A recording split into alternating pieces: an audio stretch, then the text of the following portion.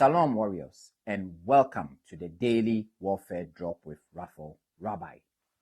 Today's theme is God will defend what trusts Him. And scripture is coming to you from the book of Isaiah, chapter 31 through to 35. Warriors, this scripture keeps pressing one lesson. Do not put your trust in what looks strong but cannot save you.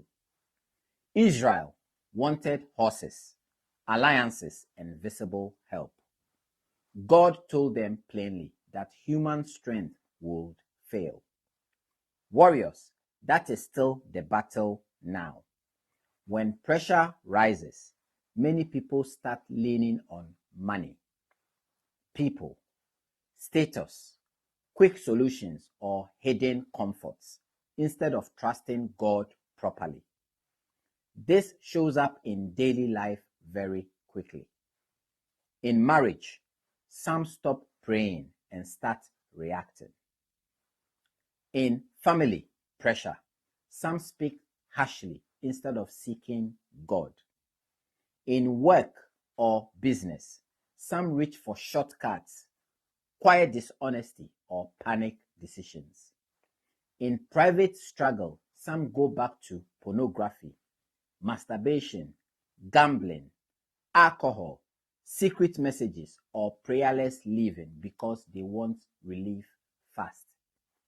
Warriors, false help always promises strength, but it leaves you weaker.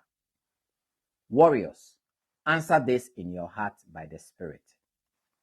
What have you been trusting more than God lately? Be honest, because whatever takes God's place will eventually fail under real pressure.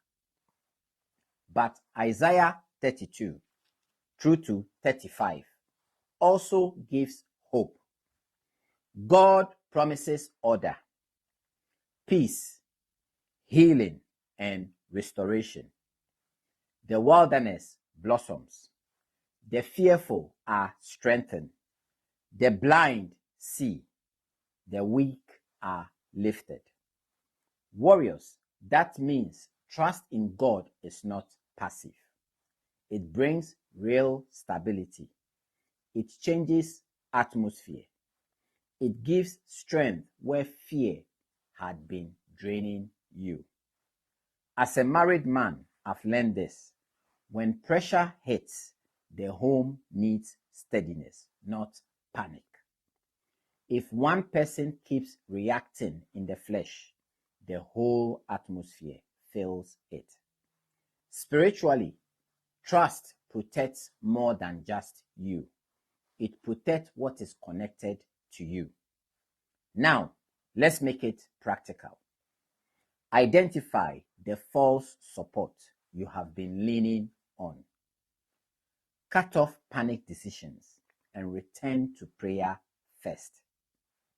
Refuse hidden comfort routes that weaken your covering. Speak peace in your home, not fear. Build your confidence again through the word, prayer, worship, and obedience. Here is today's warfare truth. False help collapses, but God defends what truly trusts Him. Read these scriptures for yourself carefully and let the Holy Spirit lead you into truth and repentance. We shall meet on the battlefield tomorrow. Shalom.